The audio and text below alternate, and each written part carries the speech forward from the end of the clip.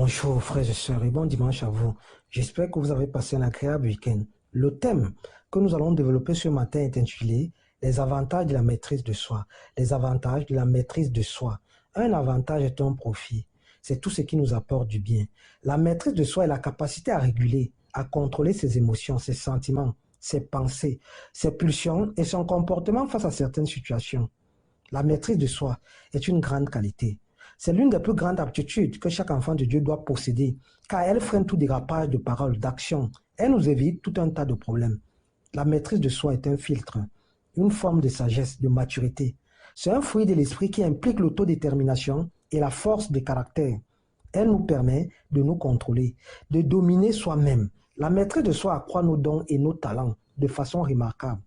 Le Proverbe 25, le verset 28 déclare « Comme une ville forcée sans muraille, ainsi est l'homme qui n'est pas maître de lui-même. Un homme qui perd pied dès qu'il est contrarié, dès qu'il est bousculé. Une femme qui vacille dès qu'une situation se présente à elle, dès qu'il y a une mauvaise parole à son encontre, manque de maturité, manque de sagesse. Et le manque de maîtrise de soi peut faire basculer une vie en un instant, ou alors maintenir des personnes captives toute leur vie. Nous passons chaque jour par différentes émotions. Il y a plusieurs circonstances.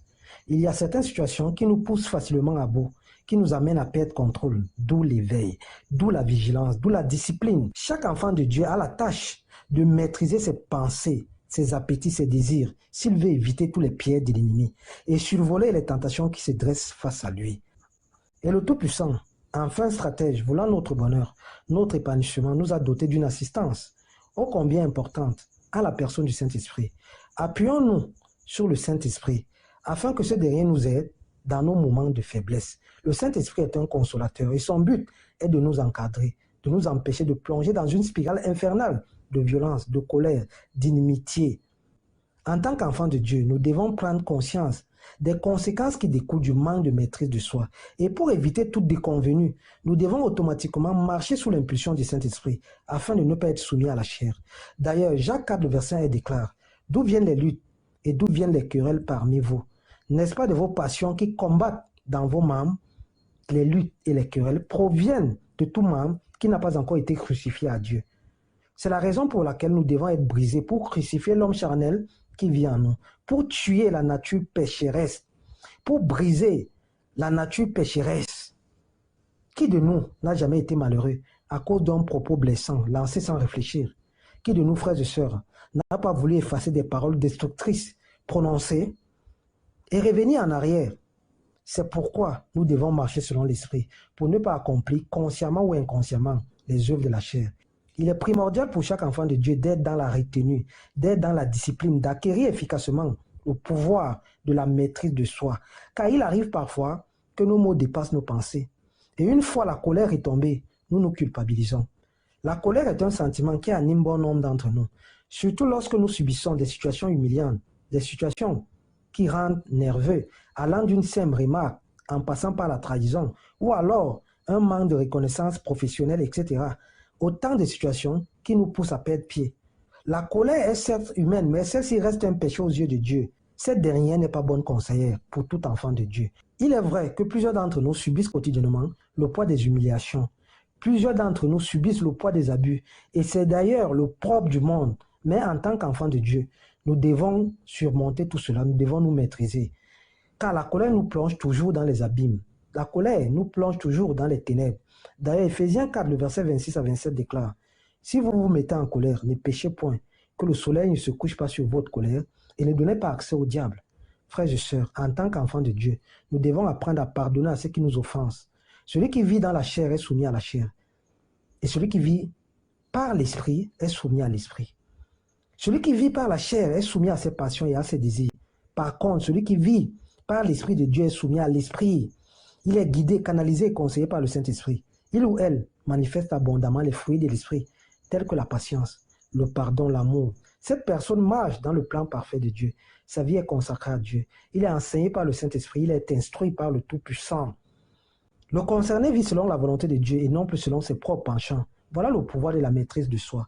Il est donc primordial de prendre conscience que nous devons avoir la maîtrise de soi. Il s'agit de notre façon de penser, de notre façon d'agir, que nous devons apprendre à dominer si nous voulons nous autodiscipliner. Nous devons donc imposer une restriction à nos pulsions, à nos émotions, à nos désirs, pour que tout n'aille pas dans tous les sens. Car les conséquences et les malheurs résultant du manque de maîtrise de soi sont pléthoriques. Plusieurs mariages se terminent par la séparation, l'abandon ou le divorce à cause des violences conjugales, du manque de maîtrise de soi. Des familles entières sont à couteau tiré à cause du manque de maîtrise de soi. De plus en plus dans notre société, beaucoup de gens sont devenus esclaves, soit de leur estomac. Ils mangent sans modération, sans maîtrise, soit esclaves des addictions, telles que les drogues, les alcools, etc. Et les conséquences comme la mort sont monnaie courante. Aujourd'hui, les guerres se multiplient à cause du manque de maîtrise de soi. Combien de fois un manque de maîtrise de soi est à l'origine d'accidents de circulation? Et dans la Bible, les exemples sont légion. Nous avons par exemple la célèbre histoire de Abel et Caïn. Dans Genèse 4, la Bible déclare que par jalousie et emporté par la colère, Caïn tua Abel, car Dieu n'avait pas porté un regard favorable à son offrande. Ensuite, nous avons la femme de Lot, qui, faute de maîtrise de soi, n'avait pas pu obéir au commandement qui leur avait été donné, de ne pas se retourner durant leur fuite, ce qui lui coûta la vie. Ceci est écrit dans Genèse 19, le verset 26, nous lisons « La femme de Lot regarda en arrière, et elle devint une statue de sel. » Enfin, nous pouvons aussi souligner ce matin Noé. Dans Genèse 9, le verset 20 à 21, nous lisons « Noé commença à cultiver la terre et planta de la vigne. Il but du vin et s'enivra et se découvrit au milieu de sa tente.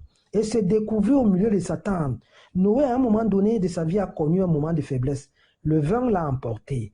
Le vin a amené Noé à perdre la maîtrise de soi. Frères et sœurs, cultivons les fruits de l'esprit en nous, tels que la maîtrise de soi, et marchons par le Saint-Esprit. Marchons par l'Esprit, et nous n'accomplirons pas les œuvres de la chair. Marchons par l'Esprit, quoi qu'il nous arrive, que ce soit la persécution, le stress ou alors un mauvais penchant. Nous devons solliciter l'aide du Saint-Esprit afin de ne pas sombrer dans les ténèbres, dans la noirceur, car la chair est faible mais l'esprit est disposé. La maîtrise de soi a plusieurs atouts et nous permet d'éviter plusieurs pièges de l'ennemi, mais nous devons laisser la parole de Dieu habiter en nous abondamment. Nous devons revêtir l'homme nouveau qui se renouvelle dans la connaissance selon l'image de Dieu. Chaque enfant de Dieu doit s'atteler à la maîtrise de soi. Nous devons nous maîtriser, nous devons nous contrôler, nous devons nous maîtriser. Nous sommes nés de Dieu et le Saint-Esprit habite en nous. Frères et sœurs, laissons-nous guider par le Saint-Esprit, laissons-nous briser par ce dernier. Bon dimanche, bon début de semaine. C'est ce thème qu'on avait à développer ce matin. Merci.